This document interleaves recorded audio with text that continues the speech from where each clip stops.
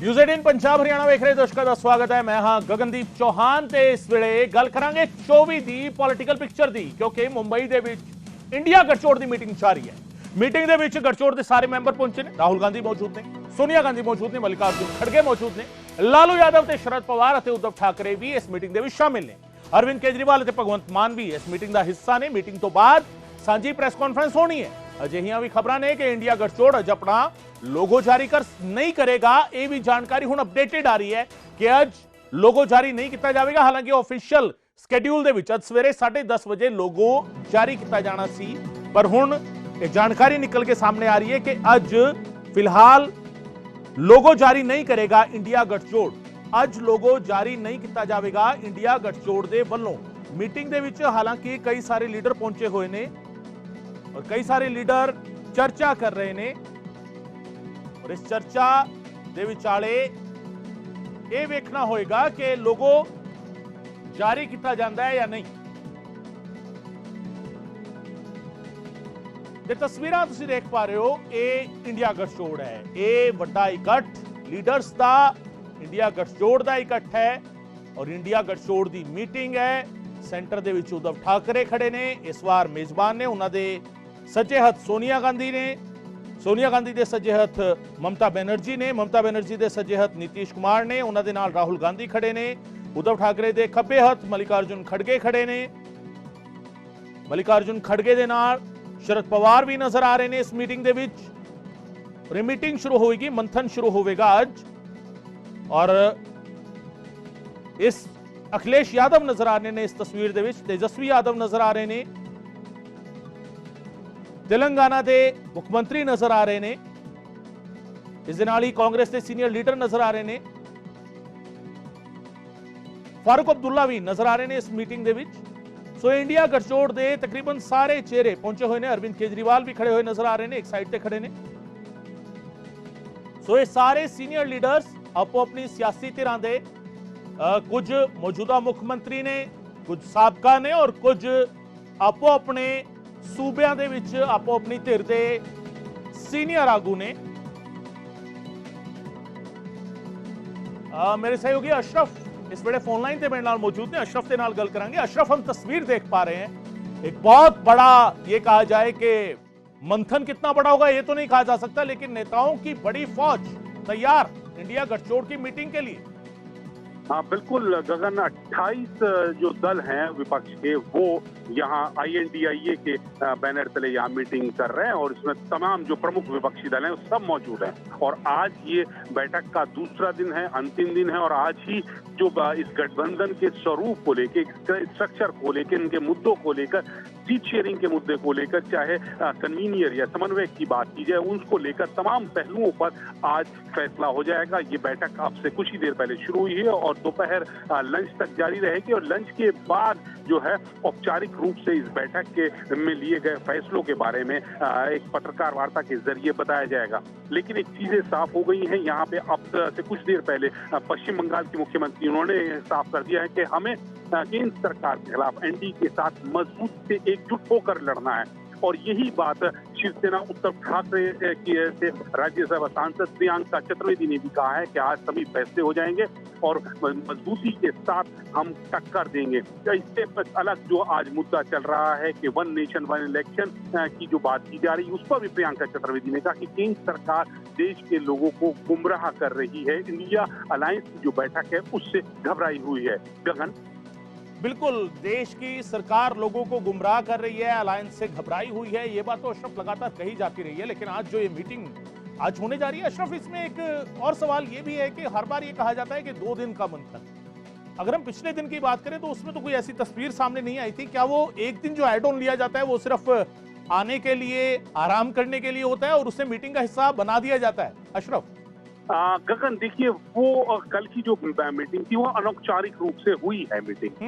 एक dinner main जो था कल जितने यहाँ पर विपक्षी गठबंधन के नेता आए हैं उनको डिनर दिया था। उद्धव ठाकरे की तरफ से डिनर था, मेन वो था। लेकिन डिनर से पहले सब लोग ये बैठे, अनौपचारिक रूप से सबने बातचीत करी और उस वक्त भी यही सब बातें हुई थी कि सीट शेयरिंग का कैसे होगा, लोगों का कैसा होगा, कॉमन मिनिमम प्रोग्राम कैसा होना चाहिए, कन्वीनियर क्या है, इन्हीं सब बातों को लेकर चर्चा की गई। और कई विपक्षी गठबंधनों ने ये बात रखी, जिसमें आम आदमी पार्टी की तरफ से भी है, केजरीवाल जी भी हैं, भगवत मान है, तो उन्होंने भी यही कहा है कि ये सीट शेयरिंग का मुद्दा है वो जल्द से जल्द हल होना चाहिए। जी गगन, जल्द से जल्द हल होना चाहिए अशरफ। लेकिन अरविंद केजरीवाल ने एक और बात कल कही कि ये सीट शेयरिंग सिर्फ दिल्ली और पंजाब में क्यों, पूरे देश में सीट शेयरिंग होगी और हर जगह की स्थितियों के हिसाब से सीट शेयरिंग होनी चाहिए। कहीं ना कहीं आम आदमी पार्टी एक अवसर भी देख रही है कि पूरे देश में उन्हें इस गठजोड़ का हिस्सा होने के साथ पूरे देश में चुनाव लड़ने का बहुत बड़ा मौका भी मिल सकता है। अशरफ, हाँ बिल्कुल गगन, यही बात की गई थी कि जो सीट शेयरिंग की वो सिर्फ दिल्ली या पंजाब तक सीमित नहीं है। ये उन्होंने साफ पूछा, यही गया था सवाल, लेकिन उन्होंने साफ कहा था कि मैं पूरे देश के लिए बात कर रहा हूँ। और आज भी जो ममता बनर्जी से बात हुई तो उन्होंने भी जो सीट शेयरिंग की बात की है, मजबूती से लड़ने की बात की है, वो पूरे देश के लिए की है। और ममता बनर्जी तो कल जो हमारे सूत्र हैं उन्होंने इतनी संकेत दिए थे कि 30 सितंबर तक, क्योंकि इसके बाद फेस्टिवल सीजन शुरू हो जाता है, उससे पहले तक यहाँ पर गठबंधन के नेताओं को तय कर लेना चाहिए कि किसके खाते में कौन कौन सी सीट जाएंगी, कहाँ किसको लड़ना है। ये जो सीट शेयरिंग का मुद्दा है इसको 30 सितंबर तक हर हाल में हल कर लेना चाहिए। गगन, अशरफ एक आखिरी सवाल, आज लोगों की चर्चा थी, कन्वीनर की चर्चा थी, पदाधिकारी कौन कौन हो सकते हैं, कोर टीम क्या होगी, ये सब चर्चाएं चल रही थी कि ये शायद सामने आ सकता है, कुछ जानकारी मिल पाई? गगन देखिए, औपचारिक रूप से तो नहीं है, लेकिन हाँ अनौपचारिक रूप से तो चीजें हो गई हैं। कल दो कन्वीनियर कमेटी बनेंगी, एक राष्ट्रीय स्तर पर, एक राज्य स्तर पर, जो आपस में होंगी। और इसके लिए कल की जो अनौपचारिक बैठक थी तो उसमें सभी से नाम मांगे गए हैं कि कोई दल से कौन कौन रहेगा। यहाँ पे आज और इन सब मुद्दों पर, जितने कन्वीनियर हों, दूसरे पदाधिकारी हों, प्रवक्ताओं की बात की जाए जो नियुक्त होने हैं, तो सभी मुद्दों पर आज दोपहर तक जो सस्पेंस बना हुआ है वो खत्म हो जाएगा। उसकी लंच के बाद मीटिंग खत्म और फिर उसके बाद ही पत्रकार वार्ता में ये सब जानकारी दी जाएगी। गगन जी, बहुत शुक्रिया अशरफ इस तमाम जानकारी के लिए। अशरफ कासमी मेरे सहयोगी मुंबई तो मेरे नाल गल कर रहे थे और मौके ते मौजूद ने, तस्वीरां देख पा रहे ने। और अज एजेंडा ਵੱਡਾ है, अज एजेंडा अहम इस करके है क्योंकि अज कई चीज़ां निकल के सामने आ सकदियां ने। लोगो सब तो वड्डी गल, पछाण जिहड़ा हुंदा है किसी भी गठजोड़ दी, गठबंधन दी, कि वो लोगो सामने आवेगा, उस लोगो दे विच की कुछ दिखाया जाएगा, उस लोगो दे राही की डिपिक्ट किया जाएगा। हरेक लोगो जिहड़ा हुंदा है, जो ब्रांड की गल आती है, ब्रांडिंग की गल आती है, तो वो लोगो दे नाल हुंदी है और हरेक लोगो दे पिछे एक पूरी कहानी हुंदी है। INDIA गठजोड़ जिहड़ा हैगा, इस गठजोड़ का लोगो की दिखाएगा, की दसेगा, ये देखना होगा। ਤੇ ਸਭ ਦੇ ਵਿਚਾਲੇ ਇੰਡੀਆ ਗਠਜੋੜ ਦੀ ਮੀਟਿੰਗ ਦੇ ਵਿਚਾਲੇ ਅਰਵਿੰਦ ਕੇਜਰੀਵਾਲ ਦਾ ਬਿਆਨ ਸਾਹਮਣੇ ਆਇਆ। ਪੰਜਾਬ ਤੇ ਦਿੱਲੀ ਦੇ ਵਿੱਚ ਸੀਟ ਸ਼ੇਅਰਿੰਗ ਤੇ ਕੇਜਰੀਵਾਲ ਬੋਲੇ ਸੀਟ ਸ਼ੇਅਰਿੰਗ ਦਾ ਪੂਰੇ ਦੇਸ਼ ਦੇ ਵਿੱਚ ਹੋਵੇਗੀ। ਅਰਵਿੰਦ ਕੇਜਰੀਵਾਲ ਨੇ ਕਿਹਾ ਅਸੀਂ ਕਿਹਾ ਸੀਟ ਸ਼ੇਅਰਿੰਗ ਤੇ ਹਰ ਜਗ੍ਹਾ ਕੰਮ ਹੋਣਾ ਚਾਹੀਦਾ ਹੈ। ਅਰਵਿੰਦ ਕੇਜਰੀਵਾਲ ਕਹਿ ਰਹੇ ਨੇ ਬੈਠਕਾਂ ਸਹੀ ਚੱਲ ਰਹੀਆਂ ਨੇ, ਇਹ ਵੀ ਅਰਵਿੰਦ ਕੇਜਰੀਵਾਲ ਨੇ ਕਿਹਾ।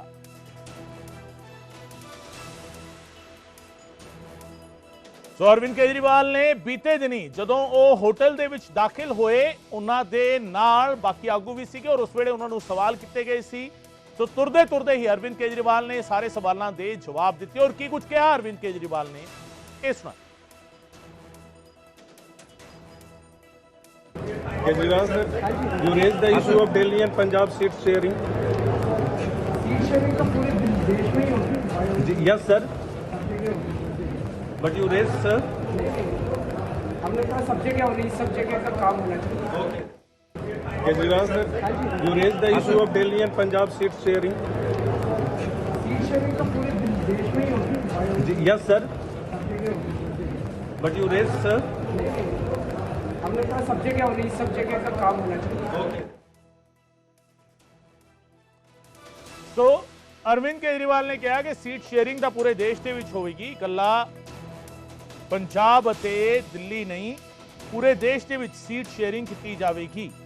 ਇਹ ਅਰਵਿੰਦ ਕੇਜਰੀਵਾਲ ਨੇ ਕਿਹਾ। ਉਹਨਾਂ ਨੂੰ ਸਵਾਲ ਕੀਤਾ ਗਿਆ ਸੀਗਾ ਬੀਤੇ ਦਿਨੀ ਜਦੋਂ ਹੋਟਲ ਦੇ ਵਿੱਚ ਦਾਖਲ ਹੋਏ ਨੇ, ਉਸ ਵੇਲੇ ਸਵਾਲ ਕੀਤਾ ਗਿਆ ਸੀ ਔਰ ਸਪਸ਼ਟ ਉਹਨਾਂ ਨੇ ਕਰ ਦਿੱਤਾ ਕਿ ਸੀਟ ਸ਼ੇਅਰਿੰਗ ਪੂਰੇ ਦੇਸ਼ ਦੇ ਵਿੱਚ ਹੋਵੇਗੀ। अरविंद केजरीवाल बड़े स्पष्ट कहते हुए नजर आए।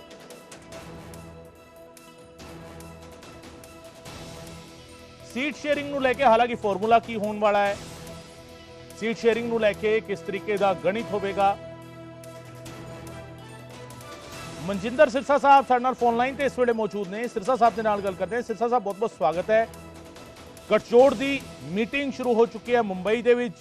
ਅਰਵਿੰਦ ਕੇਜਰੀਵਾਲ ਦਾ ਇਸ ਤੋਂ ਪਹਿਲਾਂ ਇੱਕ ਬਿਆਨ ਸਾਹਮਣੇ ਆਇਆ ਹੈ ਕਿ ਸੀਟ ਸ਼ੇਅਰਿੰਗ ਪੂਰੇ ਦੇਸ਼ ਦੇ ਵਿੱਚ ਹੋਵੇਗੀ। ਬੀਜੇਪੀ ਇਸ ਨੂੰ ਕਿਸ ਤਰੀਕੇ ਦੇਖਦੀ ਹੈ? ਸਿਰਸਾ ਸਾਹਿਬ, ਉਹਨੂੰ ਕੋਈ ਚੋਇਸ ਹੀ ਕੋਈ ਨਹੀਂ ਬਚੀ। ਤੁਸੀਂ ਦੇਖੋ, ਜਿਹੜੀ ਕਾਂਗਰਸ ਨੂੰ ਆਮ ਆਦਮੀ ਪਾਰਟੀ ਕਰਪਸ਼ਨ ਦੇ ਦੋਸ਼ ਲਾ ਜੇਲ੍ਹਾਂ 'ਚ ਪਾ ਰਹੀ ਸੀ ਪੰਜਾਬ ਜੀ, ਜਿਹੜੇ ਰਾਹੁਲ ਗਾਂਧੀ ਨੂੰ ਸਭ ਤੋਂ ਵੱਡਾ ਕਰਪਟ ਤੇ ਕਹਿੰਦੇ ਸੀ ਕਿ ਸੋਨੀਆ ਨੂੰ ਜੇਲ੍ਹ 'ਚ ਪਾ ਦਿਓ, ਇੱਕ ਦਿਨ 'ਚ ਕਰਪਸ਼ਨ ਖਤਮ ਹੋ ਜੂਗੀ, ਉਧਰੋਂ ਕਾਂਗਰਸ ਕਹਿੰਦੀ ਸੀ ਕਿ ਇਹਦੇ ਤੋਂ ਵੱਡਾ, ਕੇਜਰੀਵਾਲ ਤੋਂ ਵੱਡਾ ਬੇਈਮਾਨ ਨਹੀਂ ਹੋ ਸਕਦਾ, ਸ਼ਰਾਬ ਦੇ ਘੁਟਾਲੇ ਨੇ ਕੀਤੇ ਪੈਸੇ। ਔਰ ਜਿਹੜਾ ਕੇਸ ਦਰਜ ਹੋਇਆ ਸ਼ਰਾਬ ਘੁਟਾਲੇ ਦਾ, ਉਹਦੀ ਪਹਿਲੀ ਕੰਪਲੇਂਟ ਹੀ ਕਾਂਗਰਸ ਪਾਰਟੀ ਦੇ ਦਿੱਲੀ ਦੇ ਅਧਿਕਸ਼ ਨੂੰ ਦਿੱਤੀ ਗਈ ਸੀ ਜੀ। ਹੁਣ ਮੈਨੂੰ ਕਹਿਣ ਦੀ ਲੋੜ ਨਹੀਂ ਕਿ ਦੋ ਕਰਪਟ ਪਾਰਟੀਆਂ ਜਿਹੜੀਆਂ ਨੇ ਉਹਨਾਂ ਕੋਲ ਵਿਕਲਪ ਨਹੀਂ ਬਚਿਆ। ਉਹਨਾਂ ਨੂੰ ਸਮਝ ਆ ਗਈ ਕਿ ਸਾਡੀ ਕਰਪਸ਼ਨ ਦੇ ਚੱਲਦੇ ਲੋਕ ਸਾਡੇ ਨਾਲ ਚੱਲਣ ਨੂੰ ਤਿਆਰ ਨਹੀਂ। ਹੁਣ ਇੱਕੋ ਹੀ ਰਸਤਾ ਬਚਿਆ ਕਿ ਇਕੱਠੇ ਹੋ ਜਾਈਏ ਕਿਸੇ ਤਰੀਕੇ। ਪਰ ਜਿੰਨੇ ਮਰਜ਼ੀ ਇਕੱਠੇ ਹੋ ਜਾਣ, ਇੱਕ ਗੱਲ ਤਾਂ ਤੁਸੀਂ ਸਮਝ ਕੇ ਜੇ ਡਰ ਖੌਫ ਇਹਨਾਂ ਨੂੰ ਇਕੱਠਿਆਂ ਕਰ ਰਿਹਾ। ਜਿਹੜੀ ਪਾਰਟੀ 92 MLA ਦੀਆਂ ਸੀਟਾਂ ਜਿੱਤ ਕੇ ਆਈ ਹੋਵੇ, ਪਰ ਆਈ ਨੂੰ ਜੇ ਸਾਲ ਡੇਢ ਹੋਇਆ ਹੋਵੇ, ਉਹਦੀ ਘਬਰਾਹਟ ਦੇਖੋ ਕਿ ਉਹ ਹੁਣ ਜਿੱਤ ਤੋਂ ਹਾਰੀ ਆ, ਉਹਦੇ ਨਾਲ ਅਲਾਇੰਸ ਕਰਨਾ ਚਾਹੁੰਦੀ ਆ ਵੀ ਹਾਰੇ ਜਿੱਤੇ ਇਕੱਠੇ ਹੋ ਜਾਈਏ, ਫਿਰ ਬੀਜੇਪੀ ਨਾਲ ਲੜ ਸਕਾਂਗੇ। ਤੇ ਮੈਨੂੰ ਦੱਸਣ ਦੀ ਲੋੜ ਨਹੀਂ, ਸਵਾਲ ਤੇ ਤੁਹਾਡੇ ਸਾਹਮਣੇ ਖੜਾ, ਤੇ ਸਾਨੂੰ ਤੇ ਜਵਾਬ ਦੇਣ ਦੀ ਲੋੜ ਹੀ ਨਹੀਂ ਹੈ, ਤੁਹਾਡੇ ਕੋਲ ਜ਼ਿਆਦਾ ਜਾਣਕਾਰੀ ਹੋਣੀ। ਬਿਲਕੁਲ। ਸੁਖਵਿੰਦਰ ਕੋਟਲੀ ਸਾਹਿਬ ਵੀ ਸਾਡੇ ਨਾਲ ਜੁੜ ਰਹੇ ਨੇ, ਵਿਧਾਇਕ ਨੇ ਕਾਂਗਰਸ ਦੇ ਪੰਜਾਬ ਦੇ ਵਿੱਚ। ਕੋਟਲੀ ਸਾਹਿਬ, ਇੱਕ ਵਾਰ ਫਿਰ ਸਵਾਗਤ ਕਰਦੇ ਹਾਂ ਤੁਹਾਡਾ। ਇੰਡੀਆ ਗਠਜੋੜ ਦੀ ਮੀਟਿੰਗ ਸ਼ੁਰੂ ਹੋ ਚੁੱਕੀ ਹੈ। ਮਨਜਿੰਦਰ ਸਿਰਸਾ ਸਾਹਿਬ ਕਹਿ ਰਹੇ ਨੇ ਕਿ ਜਿਨ੍ਹਾਂ ਨੂੰ ਇੱਕ ਦੂਜੇ ਨੂੰ ਭ੍ਰਸ਼ਟ ਕਹਿੰਦੇ ਸੀ, ਹੁਣ ਉਹ ਗਠਜੋੜ ਕਰ ਰਹੇ ਨੇ ਕਿਉਂਕਿ ਸਰਕਾਰ ਦਾ ਜਾਂ ਬੀਜੇਪੀ ਦਾ ਜਾਂ ਐਨਡੀਏ ਦਾ ਡਰ ਇੰਨਾ ਜ਼ਿਆਦਾ ਦਿਲਾਂ ਦੇ ਵਿੱਚ ਬੈਠ ਗਿਆ ਹੈ। ਕੋਟਲੀ ਸਾਹਿਬ, ਪਹਿਲਾਂ ਤਾਂ ਮੈਂ ਇਹ ਕਹਿਣਾ ਚਾਹਨਾ ਸਰਦਾਰ ਮਨਜਿੰਦਰ ਸਿੰਘ ਸਿਰਸਾ ਜੀ ਨੂੰ ਕਿ ਜਦੋਂ ਇਹ ਸ਼੍ਰੋਮਣੀ ਅਕਾਲੀ ਦਲ ਦੇ ਅੰਦਰ ਹੁੰਦੇ ਸੀ ਤੇ ਸਭ ਤੋਂ ਵੱਧ ਭ੍ਰਿਸ਼ਟ ਤੇ ਸਭ ਤੋਂ ਵੱਧ ਦੇਸ਼ ਨੂੰ ਬਰਬਾਦ ਕਰਨ ਵਾਲਿਆਂ ਨੂੰ ਬੀਜੇਪੀ ਨੂੰ ਇਹ ਦੋਸ਼ੀ ਠਹਿਰਾਉਂਦੇ ਸੀ। ਅੱਜ ਉੱਥੇ ਜਾ ਕੇ ਅੱਜ ਅਹੁਦੇ ਮਿਲ ਗਏ, ਮਾਣ ਸਨਮਾਨ ਮਿਲ ਗਿਆ, ਅੱਜ ਇਹ ਜਿਹੜੀ ਗੱਲ ਕਰ ਰਹੇ ਨੇ, ਮੈਂ ਇਸ ਸੰਦਰਭ ਦੇ ਅੰਦਰ ਬਿਲਕੁਲ ਗੱਲ ਸਪਸ਼ਟ ਕਰਨੀ ਚਾਹੁੰਦਾ ਕਿ ਪੰਜਾਬ ਦੇ ਅੰਦਰ ਨਹੀਂ, ਪੂਰੇ ਦੇਸ਼ ਦੇ ਅੰਦਰ ਭਾਰਤੀ ਜਨਤਾ ਪਾਰਟੀ ਨੂੰ ਸੱਤਾ ਤੋਂ ਲਾਂਭੇ ਕਰਨ ਦੇ ਲਈ ਜਿਹੜੀਆਂ ਪਾਰਟੀਆਂ ਇਕੱਠੀਆਂ ਹੋ ਰਹੀਆਂ ਨੇ, ਚਲੋ ਮੰਨ ਲਓ ਇਹ ਕਹਿੰਦੇ ਨੇ ਕਿ ਡਰ ਭੌ ਦੇ ਕਾਰਨ ਇਕੱਠੀਆਂ ਹੋ ਰਹੀਆਂ ਨੇ, ਹਾਰ ਦੇ ਕਾਰਨ ਇਕੱਠੀਆਂ ਹੋ ਰਹੀਆਂ ਨੇ, ਤਾਂ ਫਿਰ ਜੇ ਨਰਿੰਦਰ ਮੋਦੀ ਜੀ ਇੰਨੇ ਤਾਕਤਵਰ ਨੇ, ਉਹਨਾਂ ਨੂੰ 38 ਪਾਰਟੀਆਂ ਇਕੱਠੀਆਂ ਕਰਨ ਦੀ ਕਿਉਂ ਲੋੜ ਪੈ ਗਈ? ਅੱਜ ਸਾਡਾ 11-12 ਸਟੇਟਾਂ ਦੇ ਅੰਦਰ ਰਾਜ ਹੈ, ਰਾਜ ਦੀਆਂ ਪਾਰਟੀਆਂ ਇਕੱਠੀਆਂ ਹੋ ਰਹੀਆਂ ਨੇ, ਤਾਂ ਮੇਰੇ ਖਿਆਲ ਦੇ ਅੰਦਰ ਅਜਿਹਾ ਬਿਆਨ ਅਜਿਹੇ ਮੌਕੇ ਤੇ ਇਹ ਦੇਣਾ ਕਿ ਡਰ ਦੇ ਕਾਰਨ ਇਕੱਠੇ ਹੋ ਰਹੇ ਨੇ, ਹਾਰ ਦੇ ਕਾਰਨ ਇਕੱਠੇ ਹੋ ਰਹੇ ਨੇ, ਤਾਂ ਮੇਰੇ ਖਿਆਲ ਦੇ ਅੰਦਰ ਇਹ ਗੱਲ ਇਹਨਾਂ ਦੇ ਉੱਤੇ ਵੀ ਉਨੀ ਢੁੱਕ ਰਹੀ ਹੈ ਕਿ ਜੇ ਅਸੀਂ 26 ਇਕੱਠੀਆਂ ਕੀਤੀਆਂ ਨੇ ਤਾਂ ਇਹਨਾਂ ਨੂੰ 38 ਕਰਨੀਆਂ ਫਿਰ ਕਿਉਂ ਪਈਆਂ ਨੇ? ਫਿਰ ਨਰਿੰਦਰ ਮੋਦੀ ਜੀ ਇਕੱਲੇ ਪੰਜਾਬ ਦੇਸ਼ ਦੇ ਅੰਦਰ ਚੋਣ ਲੜ ਕੇ ਦੇਖ ਲੈਣ। ਦੇਖੋ, ਅਲਾਇੰਸ ਪਾਰਟੀਆਂ ਕਰਦੀਆਂ ਨੇ, ਕਿਤੇ ਨਾ ਕਿਤੇ ਜਾ ਕੇ ਸਮਝੌਤੇ ਹੁੰਦੇ ਨੇ, ਬਹੁਤ ਕੁਝ ਹੁੰਦਾ ਹੈ। ਜਿਹੜਾ ਇੰਡੀਆ ਦਾ ਅਲਾਇੰਸ ਬਣ ਰਿਹਾ, ਫਿਰ ਇਹ ਉਹਨੂੰ ਡਿਸਕਸ ਕਿਉਂ ਕਰਦੇ ਆ? ਜਿਨ੍ਹਾਂ ਤੋਂ ਕਿਸੇ ਨੂੰ ਕੋਈ ਡਰ ਨਾ ਹੋਵੇ ਉਹਨਾਂ ਦਾ ਤਾਂ ਫਿਰ ਨਾਂ ਹੀ ਨਹੀਂ ਲੈਣਾ ਚਾਹੀਦਾ। ਇਹ ਤਾਂ ਇੰਡੀਆ ਬਣ ਗਿਆ ਜੀ, ਇਹ ਇਕੱਠੇ ਹੋ ਗਏ ਜੀ, ਇੱਕ ਦੂਜੇ ਦੇ ਖਿਲਾਫ ਬੋਲਦੇ ਸੀ, ਇੱਕ ਦੂਜੇ ਦੇ ਖਿਲਾਫ ਲੜਾਈਆਂ ਲੜਦੇ ਰਹੇ ਆ। ਤੇ ਮੈਂ 10 ਪਾਰਟੀਆਂ ਗਿਣਾ ਸਕਦਾ, ਸਮੇਂ ਦੀ ਘਾਟ ਹੋਏਗੀ, ਕਿ ਜਿਨ੍ਹਾਂ ਨੂੰ ਇਹ ਭੰਡਦੇ ਰਹੇ ਨੇ, ਜਿਨ੍ਹਾਂ ਦੇ ਖਿਲਾਫ ਇਹ ਇਲੈਕਸ਼ਨਾਂ ਲੜਦੇ ਰਹੇ ਨੇ, ਪੂਰੇ ਦੇਸ਼ ਦੇ ਅੰਦਰ ਉਹ ਇਕੱਠੇ ਹੋਏ ਨੇ, ਉਹਨਾਂ ਦੇ ਅੰਦਰ 38 ਪਾਰਟੀਆਂ ਦੇ ਅੰਦਰ ਉਹ ਵੀ ਇਨਵੋਲਵ ਨੇ। ਉਹ ਦੇਸ਼ ਦੇ ਅੰਦਰ ਜਿਹੜਾ ਇੰਡੀਆ ਦਾ ਗੱਠਜੋੜ ਬਣਿਆ, ਇਹ ਭਾਰਤੀ ਜਨਤਾ ਪਾਰਟੀ ਦੇ ਦੇਸ਼ ਦੇ ਅੰਦਰ ਇੱਕ ਬਹੁਤ ਵੱਡੀ ਚੁਣੌਤੀ ਹੈ ਔਰ ਇੰਡੀਆ ਜਿੱਤੇਗਾ, ਮੋਦੀ ਹਾਰੇਗਾ, ਇਹ ਸਾਡਾ ਵਿਸ਼ਵਾਸ। ਸਿਰਸਾ ਸਾਹਿਬ, ਸਿਆਸਤ ਦੇ ਵਿੱਚ ਕੁਝ ਵੀ ਸਥਾਈ ਨਹੀਂ ਹੁੰਦਾ, ਕੁਝ ਵੀ ਪਰਮਾਨੈਂਟ ਨਹੀਂ ਹੁੰਦਾ, ਇਸ ਤਰੀਕੇ ਇਸ ਨੂੰ ਸਮਝੇ? ਇਹ ਤਾਂ ਅਸੀਂ ਦੇਖ ਹੀ ਰਹੇ ਹਾਂ, ਕੋਈ ਸਥਾਈ ਨਹੀਂ ਹੁੰਦਾ, ਕੁਝ ਪਰਮਾਨੈਂਟ ਨਹੀਂ ਹੁੰਦਾ, ਦੇਖ ਹੀ ਰਹੇ ਹਾਂ। ਜਿਹੜੇ ਇੱਕ ਦੂਜੇ ਦੇ ਖੂਨ ਦੇ ਪਿਆਸੇ ਸੀ ਉਹ ਇੱਕ ਦੂਜੇ ਨੂੰ ਜੱਫੀਆਂ ਪਾ ਕੇ ਖੜੇ ਹੋ ਗਏ। ਜਿਹੜੀ ਕੋਟਲੀ ਸਾਹਿਬ ਨੇ ਗੱਲਾਂ ਦੇਖੀ, ਮੈਂ ਜ਼ਰੂਰ ਉਹਨਾਂ ਗੱਲਾਂ ਤੇ ਸਾਰੀਆਂ ਦਾ ਜਵਾਬ ਦੇ ਦਿੰਦਾ ਹੈ। ਕੋਟਲੀ ਸਾਹਿਬ, ਤੁਸੀਂ ਟੀਵੀ ਚੈਨਲਾਂ ਤੇ ਵੀ ਬਹੁਤ ਰਹਿੰਦੇ ਜੇ, ਅੱਜ ਕੱਲ ਹਰ ਕੋਈ ਐਕਸ ਤੇ ਵੀ ਹੈਗਾ, ਜਿਹਨੂੰ ਪਹਿਲਾਂ ਟਵਿੱਟਰ ਕਹਿੰਦੇ ਸੀ। ਮੇਰੀ ਇੱਕ ਸਟੇਟਮੈਂਟ ਦਿਖਾ ਦਿਓ ਜੇ ਜਿੱਥੇ ਮੈਂ ਇਹ ਗੱਲ ਕਹੀ ਹੋਈ ਜਿਹੜੀ ਤੁਸੀਂ ਮੈਨੂੰ ਬੀਜੇਪੀ ਦੇ ਪ੍ਰਤੀ ਕਹੀ। ਤੁਸੀਂ ਦੂਜੇ ਚੈਨਲ ਤੇ ਸਵੇਰੇ ਵੀ ਕਹਿ ਰਹੇ ਸੀਗੇ ਕਿ ਅਸੀਂ ਡੈਮੋਕ੍ਰੇਸੀ ਨੂੰ ਨਹੀਂ ਮੰਨਦੇ। ਚਲੋ ਸਾਡੀਆਂ ਗੱਲਾਂ, ਪਰ ਹੁਣ ਦੀ ਗੱਲ ਕਰੀਏ, ਜਿਹੜੀਆਂ ਪਾਰਟੀਆਂ ਬੀਜੇਪੀ ਦੇ ਅਲਾਇੰਸ ਅੰਦਰ ਨੇ, ਉਹ ਪਾਰਟੀਆਂ ਨੇ ਜਿਹੜੀਆਂ ਬੀਜੇਪੀ ਦੇ ਅਲਾਇੰਸ ਇਲੈਕਸ਼ਨ ਲੜ ਕੇ ਜਿੱਤੀਆਂ ਨੇ। ਅਸੀਂ ਆਪਣੀ ਆਈਡੀਓਲੋਜੀ ਨੂੰ ਛੱਡ ਕੇ ਉਹਨਾਂ ਪਾਰਟੀਆਂ ਨੂੰ ਜੱਫੀ ਨਹੀਂ ਪਾਈ ਜਿਹੜੀਆਂ ਪਾਰਟੀਆਂ ਕਰਪਸ਼ਨ ਦੇ ਚੱਲਦੇ ਇੱਕ ਦੂਜੇ ਨੂੰ ਗਾਲਾਂ ਕੱਢਦੇ ਹੋਣ। ਅਸੀਂ ਤੇ ਉਹਨਾਂ ਪਾਰਟੀਆਂ ਨਾਲ ਆ ਜਿਨ੍ਹਾਂ ਨਾਲ ਜਿੱਤ ਕੇ ਐਨਡੀਏ ਬਣਿਆ, ਐਨਡੀਏ 2 ਬਣਿਆ, ਹੁਣ ਐਨਡੀਏ 3 ਇਲੈਕਸ਼ਨ ਲੜੇਗਾ। ਪਹਿਲੀ ਗੱਲ, ਤੁਸੀਂ ਉਹਨਾਂ ਪਾਰਟੀਆਂ ਨਾਲ ਜੱਫੀ ਪਾਈ ਜਿਨ੍ਹਾਂ ਦੇ ਖਿਲਾਫ ਇਲੈਕਸ਼ਨ ਲੜ ਕੇ ਤੁਸੀਂ ਕਹਿੰਦੇ ਸੀ ਬੇਈਮਾਨ ਨੇ, ਚੋਰ ਨੇ, ਸਾਨੂੰ ਮੌਕਾ ਦੇ ਦਿਓ। ਲੋਕਾਂ ਨੇ ਕਿਹਾ ਠੀਕ ਗੱਲ ਆ, ਤੁਹਾਡੀ ਮੰਨ ਲੈਂਦੇ ਆ, ਇਹ ਬੇਈਮਾਨ ਨੇ, ਚੋਰ ਨੇ, ਤੁਹਾਨੂੰ ਮੌਕਾ ਦੇ ਦਿੰਦੇ ਆ। ਤੁਹਾਨੂੰ ਜਦੋਂ ਮੌਕਾ ਮਿਲ ਗਿਆ ਹੁਣ ਤੁਸੀਂ ਕਹਿੰਦੇ ਨਹੀਂ ਹੁਣ ਇਹ ਬੇਈਮਾਨ ਚੋਰ ਨਹੀਂ ਰਹੇ, ਹੁਣ ਸਾਨੂੰ ਦੋਵਾਂ ਨੂੰ ਇਕੱਠਿਆਂ ਨੂੰ ਮੌਕਾ ਦੇ ਦਿਓ, ਇਹ ਸਾਡੇ ਨਾਲ ਇਮਾਨਦਾਰ ਹੋ ਗਏ ਨੇ। ਮੇਰਾ ਕਹਿਣਾ ਇੱਕ ਇਹ ਆ। ਦੂਜਾ ਮੇਰਾ ਕਹਿਣਾ ਇਹ ਆ, ਜਦੋਂ ਤੁਸੀਂ 92 ਐਮਐਲਏ ਨਾਲ ਜਿੱਤ ਕੇ ਆ ਗਏ, ਕਿੰਨੀ ਘਬਰਾਹਟ ਆ ਤੁਹਾਨੂੰ ਕਿ ਹੁਣ ਤੁਸੀਂ ਉਹਨਾਂ ਲੋਕਾਂ ਨਾਲ ਇਕੱਠੇ ਹੋ ਰਹੇ ਜੇ ਜਿਨ੍ਹਾਂ ਦੇ ਖਿਲਾਫ ਤੁਸੀਂ ਚੁਣਾਵ ਹੁਣ ਜਿੱਤ ਕੇ ਹਟੇ ਜੇ। ਤਾਂ ਤੁਸੀਂ ਆਪੋਜੀਸ਼ਨ ਔਰ ਮੈਜੋਰਟੀ ਦੋਵੇਂ ਇਕੱਠੇ ਹੋ ਕੇ ਚੁਣਾਵ ਲੜਨਾ ਕਿਉਂ ਚਾਹੁੰਦੇ ਜੇ? ਕਿਉਂਕਿ ਤੁਹਾਨੂੰ ਡਰ ਲੱਗਦਾ ਪਿਆ। ਤੀਜੀ ਗੱਲ, ਤੁਸੀਂ ਕਿਹਾ ਜੀ ਕਿ ਇਹ ਸਾਨੂੰ ਡਰ ਹੋ ਗਿਆ, ਖੌਫ ਹੋ ਗਿਆ, ਇਹ ਬੋਲਦੇ ਕਿਉਂ ਨਹੀਂ? ਅਸੀਂ ਨਹੀਂ ਬੋਲਦੇ। ਕੋਟਲੀ ਸਾਹਿਬ ਸਾਨੂੰ ਟੀਵੀ ਚੈਨਲ ਨੇ ਸਵਾਲ ਪੁੱਛਿਆ, ਅਸੀਂ ਜਵਾਬ ਦਿੱਤਾ ਹੈ। ਸਾਨੂੰ ਤੇ ਤੁਸੀਂ ਹਰ ਸਾਲ ਹੀ ਇਸ ਤਰ੍ਹਾਂ ਦੀ ਇਲੈਕਸ਼ਨਾਂ ਲੜਦੇ ਆਏ ਜੀ। ਪਿਛਲੀ ਵਾਰ ਮਾयावती ਜੀ ਔਰ ਅਖਿਲੇਸ਼ ਜੀ ਨੇ यूपी 'ਚ ਇਕੱਠੇ ਹੋ ਕੇ ਦੋਵਾਂ ਨੇ ਬੀਜੇਪੀ ਦੇ ਖਿਲਾਫ ਲੜਿਆ। ਫਿਰ ਕੀ ਹੋਇਆ? ਦੋਵਾਂ ਦੀ ਜ਼ਮਾਨਤਾਂ ਜ਼ਬਤ ਹੋ ਗਈਆਂ। ਫਿਰ ਦੋਵੇਂ ਇੱਕ ਦੂਜੇ ਨੂੰ ਛੱਡ ਗਏ। ਕੋਈ ਗੱਲ ਨਹੀਂ, ਆ 4 ਮਹੀਨੇ ਬਾਅਦ ਤੁਹਾਡੀਆਂ ਸਭ ਦੀ ਹੋਣਗੀਆਂ ਜ਼ਮਾਨਤਾਂ ਜ਼ਬਤ। ਫਿਰ ਤੁਸੀਂ ਇੱਕ ਦੂਜੇ ਨੂੰ ਗਾਲਾਂ ਕੱਢਣ ਲੱਗ ਪਓਗੇ। ਗਾਲਾਂ ਤੁਸੀਂ ਕੱਢਣੀਆਂ ਨੇ, ਸਮੇਂ ਦੀ ਗੱਲ ਆ। ਅੱਜ ਨਹੀਂ ਕੱਢੋਗੇ, 2 ਮਹੀਨੇ ਬਾਅਦ ਕੱਢੋਗੇ। ਕੱਢਣੀਆਂ ਤੁਸੀਂ ਇੱਕ ਦੂਜੇ ਨੂੰ ਹੈਗੀਆਂ। ਕੋਟਲੀ ਸਾਹਿਬ ਜੀ ਕਾਫੀ ਸੰਗੀਨ ਇਲਜ਼ਾਮ ਲਾਏ ਤੇ ਨੇ ਕਿ ਗਾਲਾਂ ਤਾਂ ਤੁਸੀਂ ਕੱਢਣੀਆਂ ਨੇ ਇੱਕ ਦੂਜੇ ਨੂੰ। ਕਦੇ ਇਕੱਠੇ ਹੋ ਜਾਂਦਾ ਹੈ ਗੱਠਜੋੜ ਦੇ ਮੈਂਬਰ, ਕਦੇ ਵੱਖ ਹੋ ਜਾਂਦੇ ਨੇ। ਜਿਹੜੀ ਮਾਨਯੋਗ ਸਿਰਸਾ ਸਾਹਿਬ ਨੇ ਗੱਲ ਕਹੀ ਹੈ ਕਿ ਦੇਖੋ ਜੀ ਅੱਜ ਵੀ ਸਾਡੇ ਨਾਲ ਉਹ ਪਾਰਟੀਆਂ ਖੜੀਆਂ ਨੇ ਜਿਹੜੀਆਂ ਦੇ ਨਾਲ ਅਸੀਂ ਰਲ ਕੇ ਪਹਿਲਾਂ ਚੋਣਾਂ ਲੜਦੇ ਰਹੇ ਹਾਂ। ਤੇ ਤੁਸੀਂ ਮੇਰੇ ਖਿਆਲ ਦੇ ਅੰਦਰ ਮਹਾਰਾਸ਼ਟਰ ਦੇ ਅੰਦਰ ਕੀ ਹੋਇਆ ਉਹ ਤੁਹਾਡੇ ਸਾਰਾ ਕੁਝ ਸਾਹਮਣੇ ਹੈ। ਮੈਂ ਹੋਰ ਬਹੁਤ ਸਾਰੀਆਂ ਮਿਸਾਲਾਂ ਜਿਹੜੀਆਂ, ਦੇਖੋ ਸਿਰਸਾ ਸਾਹਿਬ ਬਹੁਤ ਸਿਆਣੇ ਨੇ, ਚੰਗੇ ਨੇ, ਗੁਰਸਿੱਖ ਨੇ ਔਰ ਚੰਗੀ ਸ਼ਬਦਾਵਲੀ ਵਰਤਦੇ। ਮੈਂ ਕਦੇ ਕੋਈ ਅਪਸ਼ਬਦ ਵੀ ਨਹੀਂ ਬੋਲਦਾ, ਇਹ ਵੀ ਬੜੇ ਸਿਆਣੇ ਨੇ। ਪਰ ਮੈਂ ਇਹ ਜ਼ਰੂਰ ਕਹਿਣਾ ਚਾਹਨਾ ਸਿਰਸਾ ਸਾਹਿਬ, ਤੁਸੀਂ ਅੱਜ ਕਹਿ ਰਹੇ ਹੋ ਕਿ ਇਕੱਠੇ ਹੋ ਰਹੇ ਨੇ। ਤੁਸੀਂ ਮੇਰੇ ਸਵਾਲ ਦਾ ਜਵਾਬ ਨਹੀਂ ਦੇ ਕੇ ਗਏ ਕਿ ਜੇ ਅਸੀਂ 36 ਇਕੱਠੇ ਹੋਏ ਆ ਤਾਂ ਤੁਹਾਨੂੰ ਫਿਰ 38 ਨੂੰ ਇਕੱਠੇ ਹੋਣ ਦੀ ਕੀ ਲੋੜ ਹੋਈ ਸੀ? ਦੇਖੋ ਜਿੱਥੋਂ ਤੱਕ ਪੰਜਾਬ ਦੀ ਰਾਜਨੀਤੀ ਦਾ ਜਿੱਥੋਂ ਤੱਕ ਪੰਜਾਬ ਦੀ ਰਾਜਨੀਤੀ ਦਾ ਸਵਾਲ ਹੈ ਕਿ ਉਹ 92 ਜਿੱਤੇ ਨੇ। ਅਸੀਂ ਬਿਲਕੁਲ ਦੇਸ਼ ਦੀ ਜੋ ਸਾਡੀ ਕੇਂਦਰ ਦੀ ਲੀਡਰਸ਼ਿਪ ਹੈ, ਅਸੀਂ ਉਹਨਾਂ ਦੇ ਸਾਹਮਣੇ ਬਿਲਕੁਲ ਇਹ ਗੱਲ ਸਪਸ਼ਟ ਕਰ ਚੁੱਕੇ ਹਾਂ ਕਿ ਅਸੀਂ ਪੰਜਾਬ ਦੇ ਅੰਦਰ ਜਿਹੜਾ, ਦਿੱਲੀ ਦੇ ਅੰਦਰ ਜਿਹੜਾ ਆ ਉਹ ਆਮ ਆਦਮੀ ਪਾਰਟੀ ਦੇ ਨਾਲ ਬਿਲਕੁਲ ਵੀ ਜਾਣ ਦੇ ਲਈ ਤਿਆਰ ਨਹੀਂ ਹੈ। ਕੇਂਦਰ ਦੀ ਲੀਡਰਸ਼ਿਪ ਨੇ ਸਾਨੂੰ ਪੁੱਛਿਆ, ਅਸੀਂ ਆਪਣਾ ਪੱਖ ਜਿਹੜਾ ਉਹਨਾਂ ਦੇ ਸਾਹਮਣੇ ਬਿਲਕੁਲ ਨਿਰੰਤਰ ਜਿਹੜੀ ਗੱਲ ਉਹਨਾਂ ਨੇ ਸਾਨੂੰ ਪੁੱਛੀ ਹੈ, ਅਸੀਂ ਉਹ ਜੋ ਪੰਜਾਬ ਦੇ ਹਾਲਾਤ ਨੇ, ਜੋ ਕੁਝ ਪੰਜਾਬ ਦੇ ਅੰਦਰ ਹੋਇਆ, ਉਹ ਅਸੀਂ ਆਪਣੀ ਕੇਂਦਰ ਦੀ ਲੀਡਰਸ਼ਿਪ ਦੀ ਜਿਹੜਾ ਉਹ ਸਾਹਮਣੇ ਗੱਲ ਰੱਖੀ ਹੈ। ਅਸੀਂ ਪੰਜਾਬ ਜਾਂ ਦਿੱਲੀ ਦੇ ਅੰਦਰ ਬਿਲਕੁਲ ਵੀ ਜਿਹੜਾ ਉਹ ਆਮ ਆਦਮੀ ਪਾਰਟੀ ਦੇ ਜਾਣ ਲਈ ਬਿਲਕੁਲ ਤਿਆਰ ਨਹੀਂ। ਠੀਕ ਹੈ, ਬਹੁਤ ਸ਼ੁਕਰੀਆ ਕੋਟਲੀ ਸਾਹਿਬ, ਤੁਹਾਡਾ ਬਹੁਤ ਬਹੁਤ ਸ਼ੁਕਰੀਆ। ਸਿਰਸਾ ਸਾਹਿਬ ਤੁਹਾਡਾ ਬਹੁਤ ਬਹੁਤ ਸ਼ੁਕਰੀਆ ਇਸ ਚਰਚਾ ਵਿੱਚ ਸ਼ਾਮਿਲ ਹੋਣ ਦੇ ਲਈ। ਸੋ ਗਠਜੋੜ ਨੂੰ ਲੈ ਕੇ ਸਵਾਲ ਚੁੱਕ ਰਹੀ ਹੈ ਬੀਜੇਪੀ। ਹਾਲਾਂਕਿ ਸਭ ਤੋਂ ਵੱਡਾ ਗਠਜੋੜ ਸ਼ੁਰੂ ਹੋਇਆ ਸੀ ਬੀਜੇਪੀ ਦੇ ਰਾਜ ਦੇ ਵਿੱਚ। ਐਨਡੀਏ ਜਿਹੜਾ ਸਭ ਤੋਂ ਵੱਡਾ ਗਠਜੋੜ ਉਸ ਵੇਲੇ ਦਾ ਬਣਿਆ ਸੀਗਾ, 13 ਧਿਰਾਂ ਦਾ ਗਠਜੋੜ। ਗਠਜੋੜ ਦੀ ਸਿਆਸਤ ਦੀ ਸ਼ੁਰੂਆਤ ਇਹ ਮੰਨਿਆ ਜਾਂਦਾ ਹੈ ਕਿ ਬੀਜੇਪੀ ਦੇ ਵੱਲੋਂ ਕੀਤੀ ਗਈ ਨੈਸ਼ਨਲ ਪਾਰਟੀਜ਼ ਦੀ ਜੇਕਰ ਗੱਲ ਕਰੀਏ। ਉਸ ਤੋਂ ਬਾਅਦ ਬਣਿਆ ਯੂਪੀਏ, ਫਿਰ ਐਨਡੀਏ ਵਰਸਸ ਯੂਪੀਏ ਚੱਲਦਾ ਰਿਹਾ ਤੇ ਹੁਣ ਆਈਐਨਡੀਆਈਏ ਵਰਸਸ ਐਨਡੀਏ।